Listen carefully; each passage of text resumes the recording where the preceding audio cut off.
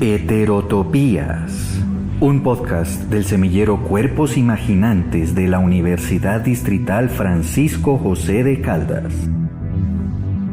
Presentamos Un Mundo Feliz de Aldous Huxley. Capítulo 2. Henry Foster se quedó en la sala de decantación. El Dick y sus alumnos entraron en el ascensor más próximo, que los condujo a la quinta planta. Guardería infantil, sala de condicionamiento neopavloviano, anunciaba el rótulo de la entrada. El director abrió una puerta. Entraron en una vasta estancia vacía, muy brillante y soleada, porque toda la pared orientada hacia el sur era un cristal de parte a parte. Media docena de enfermeras, con pantalones y chaqueta de uniforme, de viscosilla blanca, los cabellos asépticamente ocultos bajo cofias blancas, se hallaban atareadas disponiendo jarrones con rosas en una larga hilera, en el suelo. Grandes jarrones llenos de flores, millares de pétalos, suaves y sedosos como las mejillas de innumerables querubines. Pero de querubines que bajo aquella luz brillante no se veían rosados y arios, sino también luminosamente chinos y también mexicanos y hasta colorados a fuerza de soplar en celestiales trompetas, pálidos con la blancura postrera del mármol. Cuando el Dick entró, las enfermeras se cuadraron rígidamente. Coloquen los libros. En silencio, las enfermeras obedecieron la orden. Entre los jarrones de rosas, los libros fueron debidamente dispuestos. Una hilera de libros infantiles se abrieron invitadoramente, mostrando alguna imagen alegremente coloreada de animales, peces o pájaros. Y ahora, traigan a los niños. Las enfermeras se apresuraron a salir de la sala y volvieron al cabo de 1 o 2 minutos. Cada una de ellas empujaba una especie de carrito de té muy alto, con 4 estantes de tela metálica, en cada uno de los cuales había un crío de 8 meses. Todos eran exactamente iguales, un grupo Bokanovsky, evidentemente, y todos vestían de color caqui, porque pertenecían a la casta Delta. Póngalos en el suelo. Los carritos fueron descargados. Y ahora suéltenlos, de modo que puedan ver las flores y los libros. Los chiquillos inmediatamente guardaron silencio y empezaron a arrastrarse hacia aquellas masas de colores vivos, aquellas formas alegres y brillantes que aparecían en las páginas blancas. Cuando ya se acercaban, el sol palideció un momento, eclipsándose tras una nube. Las rosas llamearon, como a impulsos de una pasión interior. Un nuevo y profundo significado pareció brotar de las brillantes páginas de los libros. De las filas de críos que gateaban llegaron pequeños chillidos de excitación, gorjeos y ronroneos de placer. El director se frotó las manos. ¡Estupendo! Ni hecho a propósito. Los más rápidos ya habían alcanzado su meta. Sus manitas se tendían, inseguras, palpaban, agarraban, deshojaban las rosas transfiguradas, arrugaban las páginas iluminadas de los libros. El director esperó verles a todos alegremente atareados. Entonces dijo: Pongan atención. Y levantando la mano, dio la señal. La enfermera jefe, que estaba de pie junto a un cuadro de mandos al otro extremo de la sala, bajó una pequeña palanca. Se produjo una violenta explosión. Cada vez más aguda empezó a sonar una sirena. Penetrantes timbres de alarma sonaron enloquecedoramente. Los chiquillos se sobresaltaron y rompieron en chillidos. Sus rostros aparecían convulsos de terror. Y ahora pasaremos a reforzar la lección con una pequeña descarga eléctrica. Volvió a hacer una señal con la mano y la enfermera jefe pulsó otra palanca. Los chillidos de los pequeños cambiaron súbitamente de tono. Había algo desesperado, algo casi demencial en los gritos agudos, espasmódicos que brotaban de sus labios.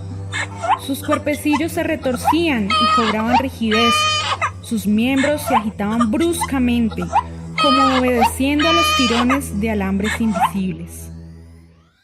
Podemos electrificar toda esta zona del suelo, pero ya basta. E hizo otra señal a la enfermera. Las explosiones cesaron, los timbres se enmudecieron y el chillido de la sirena fue bajando de tono hasta reducirse al silencio. Los cuerpecillos rígidos y retorcidos se relajaron y lo que había sido el sollozo y el aullido de unos niños desatinados volvió a convertirse en el llanto normal del terror ordinario. Vuelvan a ofrecerles las flores y los libros. Las enfermeras obedecieron, pero ante la proximidad de las rosas, a la sola vista de las alegres y coloreadas imágenes de los gatitos, los gallos y las ovejas, los niños se apartaron con horror y el volumen de su llanto aumentó súbitamente. Observen, observen. Los libros, los ruidos fuertes, las flores, las descargas eléctricas. En la mente de aquellos niños, todas esas cosas se hallaban ya fuertemente relacionadas entre sí. Y al cabo de 200 repeticiones de la misma o parecida lección, formarían ya una unión indisoluble. Lo que el hombre ha unido, la naturaleza no puede separarlo. Crecerán con lo que los psicólogos solían llamar un odio instintivo hacia los libros y las flores, reflejos condicionados definitivamente. Estarán a salvo de los libros y de la botánica para toda su vida. El director se volvió hacia las enfermeras. Llévenselos. Llorando todavía, los niños vestidos de caqui fueron cargados de nuevo en los carritos y retirados de la sala, dejando tras de sí un olor a leche agria y un agradable silencio. Uno de los estudiantes levantó la mano. Aunque comprendo perfectamente que no puede permitirse que los miembros de una casta baja malgasten el tiempo de la comunidad en libros, y que siempre existe el riesgo de que lean algo que pueda, por desdicha, destruir uno de sus reflejos condicionados. Sin embargo, no comprendo lo de las flores. ¿Por qué tomarse la molestia de hacer algo psicológicamente imposible para los deltas, el amor a las flores? Si se induce a los niños a chillar a la vista de una rosa, Ello obedecía a una alta política económica. No mucho tiempo atrás, aproximadamente un siglo, los gamas, los deltas y hasta los epsilones habían sido condicionados de modo que les gustaran las flores en particular, y la naturaleza salvaje en general. El propósito, entonces, estribaba en inducirles a salir al campo en toda oportunidad, con el fin de que consumieran transporte. ¿Y no consumían transportes? Pero solo transporte. Las flores y los paisajes tienen un grave efecto, son gratuitos. El amor a la naturaleza no da que hacer a las fábricas. Se decidió abolir el amor a la naturaleza, al menos entre las castas más bajas. Abolir el amor a la naturaleza, pero no a la tendencia a consumir transporte, porque desde luego era esencial que siguieran deseando ir al campo, aunque lo odiaran. El problema residía en hallar una razón económica más poderosa para consumir transporte que la mera afición a las flores y los paisajes, y la encontraron. Condicionamos a las clases bajas de modo que odien el campo, pero simultáneamente las condicionamos para que adoren los deportes campestres. Al mismo tiempo, velamos para que todos los deportes al aire libre entrañen el uso de aparatos complicados. Así, además de transporte, consumen artículos manufacturados. De ahí estas descargas eléctricas. Comprendo. Y mudo de admiración, permaneció en silencio. El silencio se prolongó. Después, aclarándose la garganta, el director empezó. Tiempo A, cuando nuestro Ford estaba todavía en la tierra, un chiquillo que se llamaba Rubén Rabinovich. Rubén era hijo de padres de habla polaca. Usted sabe lo que es el polaco, desde luego. Una lengua muerta, como el francés y el alemán. ¿Y saben lo que es un padre? Se produjo un silencio incómodo. Algunos muchachos se sonrojaron.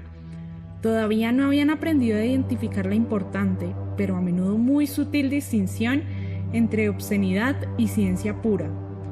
Uno de ellos, al fin, logró reunir valor suficiente para levantar la mano. Los seres humanos antes eran vivíparos. Muy bien. Y cuando los niños eran decantados, cuando nacían, pues entonces eran los padres.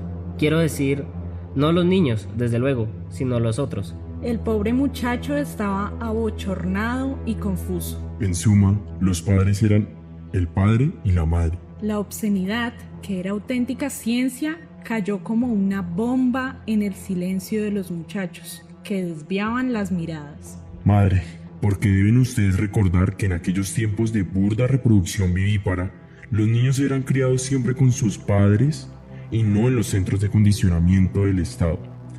Mientras el chiquillo dormía, de pronto la radio empezó a dar un programa desde Londres y a la mañana siguiente, con el gran asombro de su lagarto, el pequeño Rubén se despertó repitiendo palabra por palabra una larga conferencia pronunciada por aquel curioso escritor antiguo, uno de los pocos cuyas obras se ha permitido que lleguen hasta nosotros, George Bernard Shaw, quien hablaba, de acuerdo con la probada tradición de entonces, de su propia obra, del pequeño Rubén.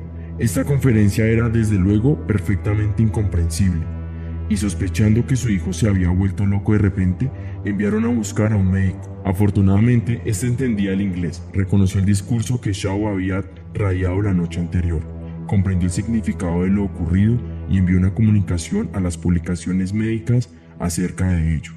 El principio de la enseñanza durante el sueño, o hipnopedia, había sido descubierto. El principio había sido descubierto, pero habían de pasar años, muchos años, antes de que tal principio fuese aplicado con utilidad.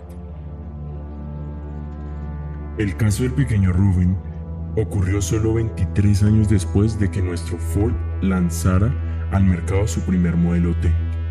Al decir estas palabras, el director hizo la señal de la T sobre su estómago, y todos los estudiantes lo imitaron con respeto. Frenéticamente, los estudiantes garrapateaban. Hipnopedia, empleada por primera vez oficialmente en 214 DF.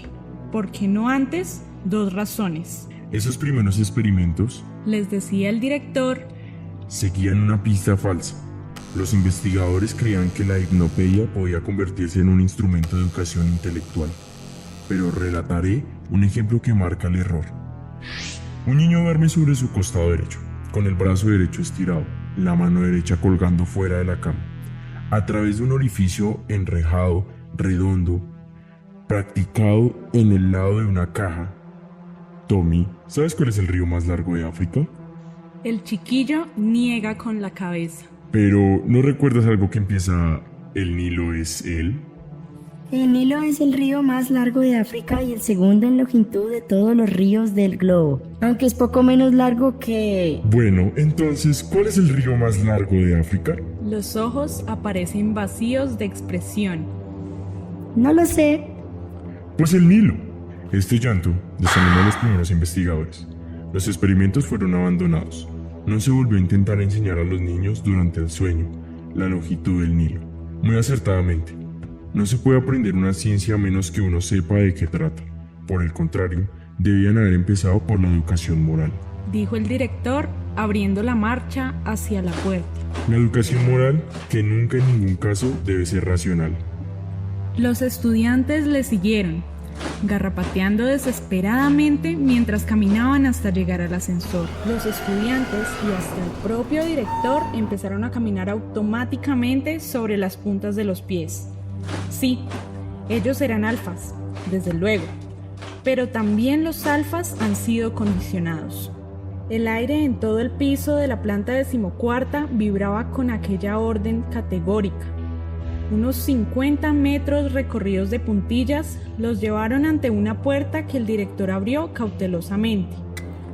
Cruzando el umbral, penetraron en la penumbra de un dormitorio cerrado. 80 camastros se alineaban junto a la pared. Se oía una respiración regular y ligera y un murmullo continuo, como de voces muy débiles que susurraban a lo lejos. En cuanto entraron, una enfermera se levantó y se cuadró ante el director. Durante los primeros 40 minutos tuvimos sexo elemental, pero ahora hemos pasado a conciencia de clase elemental. El director pasó lentamente a lo largo de la hilera de literas. Sonrosados y relajados por el suelo, 80 niños y niñas yacían, respirando suavemente. Debajo de cada almohada se oía un susurro. El director se detuvo e, inclinándose sobre una de las camitas, escuchó atentamente. ¿Conciencia de clase elemental? Vamos a hacerlo repetir por el altavoz. Al extremo de la sala, un altavoz sobresalía de la pared. El director se acercó al mismo y pulsó un interruptor. Todos visten de color verde y los niños Delta visten todos de caqui. Oh no, yo no quiero jugar con niños Delta y los epsilones todavía son peores. Son demasiado tontos para poder leer o escribir. Además, visten de negro, que es un color asqueroso. Me alegro mucho de ser un beta. Los niños alfa visten de color gris. Trabajan mucho más duramente que nosotros porque son terriblemente inteligentes. De verdad, me alegro muchísimo de ser beta porque no trabajo tanto. Y además, nosotros somos mucho mejores que los gamas y los deltas. Los gamas son tontos. Todos visten de color verde y los niños delta visten todos de caqui. Oh no, yo no quiero jugar con niños delta y los epsilones todavía son peores. Son demasiado tontos para... El director volvió a cerrar el interruptor. La voz se enmudeció. Solo su lívido fantasma siguió susurrando desde debajo de las 80 almohadas. Todavía se lo repetirán 40 o 50 veces antes de que despierten. Y lo mismo en la sesión del jueves y otra vez el sábado. 120 veces, 3 veces por semana, durante 30 meses. Después de lo cual pueden pasar a una lección más adelantada. Rosas y descargas eléctricas, el caqui de los deltas y un vaho fétido, indisolublemente relacionados entre sí antes de que el niño sepa hablar. Pero el condicionamiento sin palabras es algo tosco y burdo. No se pueden hacer distinciones más sutiles. No se pueden inculcar formas de comportamiento más complejas. Para esto se precisan las palabras, pero palabras sin razonamiento. Esto es en suma la hipnopedia, la mayor fuerza socializadora y moralizadora de todos los tiempos. Los estudiantes lo anotaron en sus pequeños blogs, directamente de labios de la ciencia personificada. El director volvió a accionar el interruptor. No precisamente como gotas de agua, a pesar de que el agua, es verdad, puede agujerear el más duro granito, más bien como gotas de nacre fundido, gotas que se adhieren, que se incrustan, que se incorporan en aquello encima de lo cual caen, hasta que finalmente la roca se convierte en un solo bloque escarlata, hasta que al fin la mente del niño se transforma en esas sugestiones, y la suma de estas sugestiones es la mente del niño. Y no solo la mente del niño, sino también la del adulto, a lo largo de toda su vida. La mente que juzga, que desea, que decide, formada por estas sugestiones. Y estas sugestiones son nuestras sugestiones. Casi gritó el director, exaltado. Sugestiones del Estado, por lo tanto... Un rumor lo interrumpió y lo indujo a volverse. Oh, Ford, ya desperté a los niños. ¿Será que hoy en día en nuestro mundo también se aplican formas de condicionamiento parecidas a la de este mundo feliz? ¿Será que también nos condicionan para no querer leer libros o para evitar que haya mezcla entre clases y castas? Estas y otras preguntas las abordaremos en el próximo episodio, no se lo pierdan.